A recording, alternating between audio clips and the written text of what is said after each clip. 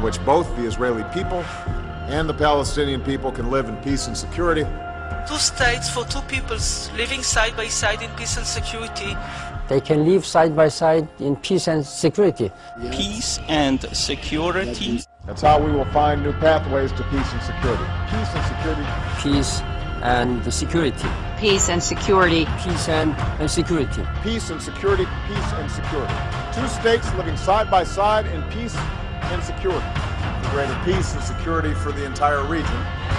So today, I state clearly and with conviction America's commitment to seek the peace and security of a world without nuclear weapons.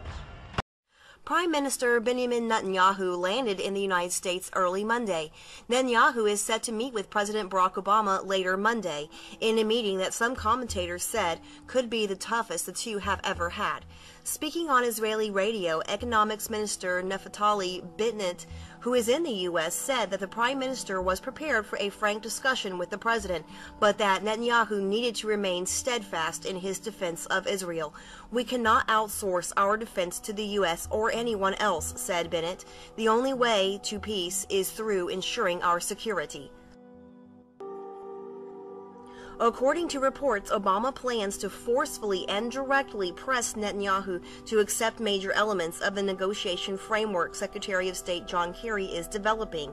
According to sources, the framework agreement will state that the capital of the Palestinian state will be eastern Jerusalem, and in exchange, there will be Palestinian concessions in other matters, including borders and refugees.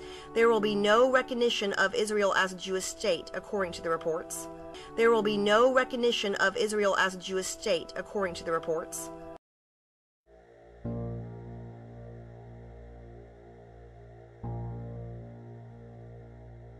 However, we are now deeply concerned by reports of military movements taken by the Russian Federation inside of Ukraine. It would invite the condemnation of nations around the world.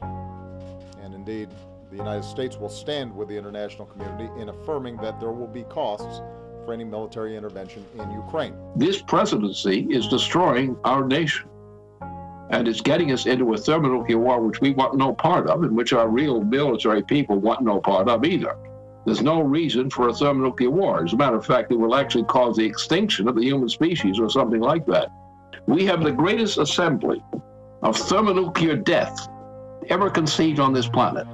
And what's coming to a point is the entire planet is going into this war. My concern is to stop that war. And what these Nazis are doing, these Ukrainian Nazis are doing, is simply the intended detonator of a global thermonuclear war. The intention here is to provoke a confrontation with Russia. We are on the brink of thermonuclear war.